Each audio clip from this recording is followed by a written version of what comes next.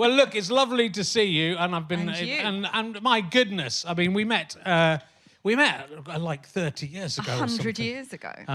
When you came to see Fist of Fun. Yes. Like many, the audience of Fist of Fun, you've gone on to have a much more successful comedy career than I've had. But thank you for coming along. And you know, even then you were acting, and you'd been in a few things. Then I'm looking. That would have been like The Bill mainly. Probably The Bill. Yes, The Bill. You were also early on. You were in Surgical Spirit. Yes, I was. I was a moody teenager in Surgical Spirit. And Men Behaving Badly. You were in. Yes, I was. Yeah. What did you do in Men Behaving Badly? I think I was I don't know. I think the credit was probably Girl 2 or something like that. But yeah, no, it was obviously it was exciting. And it was what was more exciting was that, especially when I was in The Bill as well, I was still at college. Yeah. So I very much felt like, well, I've kind of made it now, you know, and everyone was a bit like, oh my gosh, she's on a TV show. And I'm like, yeah, I'm on a TV show. Whereas all I really did was say, he was last seen round the Jasmine Allen estate, you know. He's gone round the back. That was it, you know. Everyone lived on the Jasmine Allen estate in The Bill. Yeah.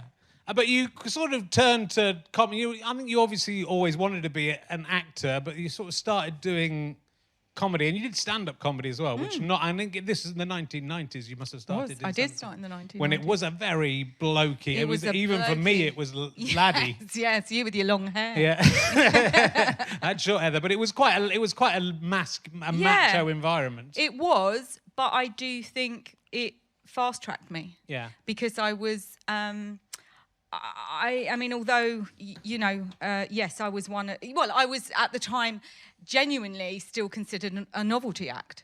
Right. You know, because if you had a magician or a juggler on the bill, you could have a woman, but you couldn't have a. No, sorry, if you had a juggler or a magician on the bill, you couldn't have a woman because they were novelty acts as well. You know, but yeah, no, it was a very different thing. But because I did approach stand up in a much more masculine way, even though I don't think my act was masculine, my mentality was quite masculine. Sure. And I did think, and so I relished hecklers.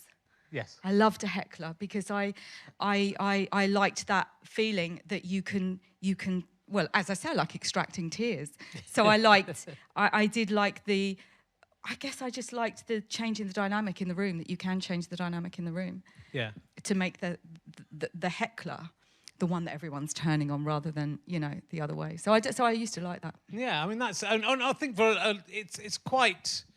I think it's quite unusual that for, like, someone with an acting background to really sort of throw themselves into stand-up. But it was in a lot... I mean, the acting career carried on going very well, but the stand-up sort of is the thing that... Oh, the stand-up absolutely propelled me. Yeah. But I also think...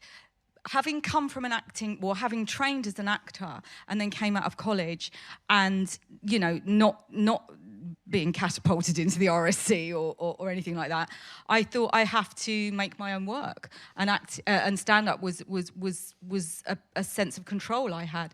And also because, unlike, I guess, other stand-ups at the time who were starting from complete scratch, even though it's a different medium and it's quite scary being up on stage, it wasn't the first time I'd ever been on stage. No. So I kind of knew how to move, and I kind of knew, I had that, I guess I sort of had some sense of stage presence, whereas a lot of, you know, I guess a lot of people, your first 50 gigs are really just learning what you do with a microphone and how you feel about being on stage. But I had done that, so I guess it made me a little bit more cocky, which I think helped me. Yeah. I mean, you know, I think throughout your career you have been quite cocky. You've been quite good. You've taken on quite abrasive and, you know, difficult characters who are, you know, aren't necessarily immediately likable. For sure.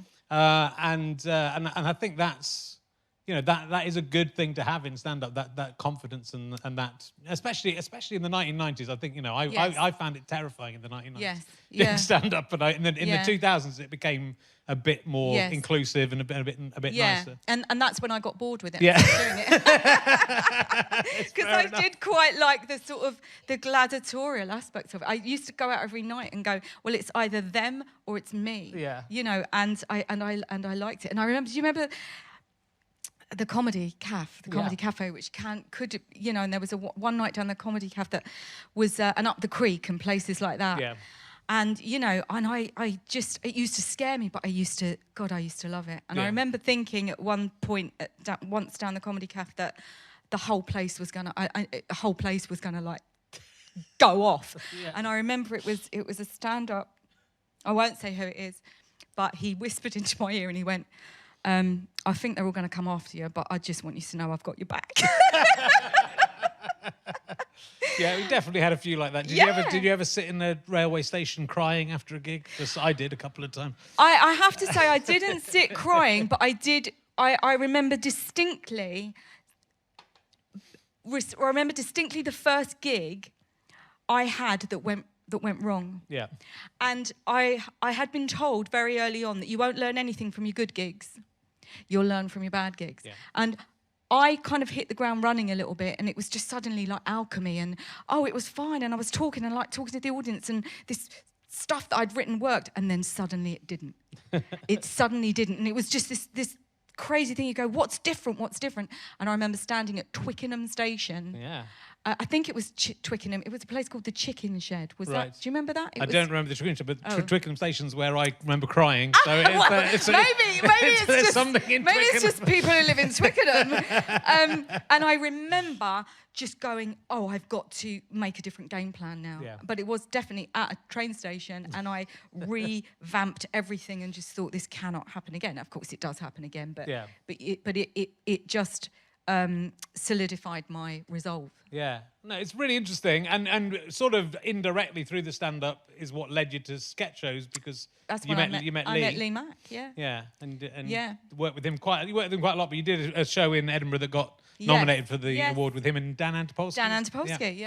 Yeah. No, I met Lee on the stand-up circuit. Yeah. And I've never really forgiven him, because at the time he was kind of like one sort of iteration above when I'd started. You know what I mean? You know, he was already on Gas. Do you remember Gas? I do. And he never got me on Gas. But he did once ask me to do the voiceover for Gas, and that was my first. That was my first, foray into TV stand-up. And talking of him, I'll mention him now. That you've done 2 pilots with him. So you did the pilot for Not Going Out. I did. Did you play his wife? Yes.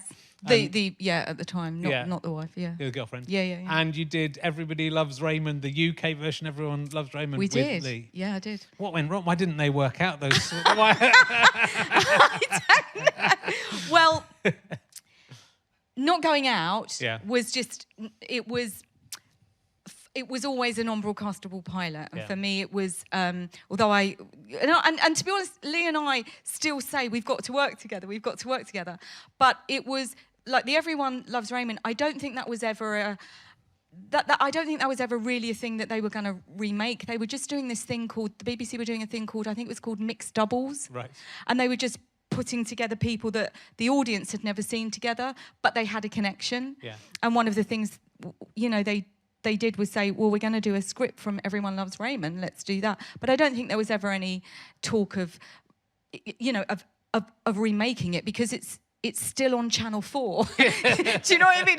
And the scripts were exactly the same, except we were just called, you know, we were just, it was set in the north, but the scripts were exactly the same. Right. And Not Going Out, and I was only ever going to do a non-broadcastable pilot of that. Yeah, I mean, it's sort of weird to think of those alternate realities, you know, because that's gone on to be massive, like the 7th longest running sitcom in Britain ever. Yeah, I think. For sure. So, and you know, may become even more so.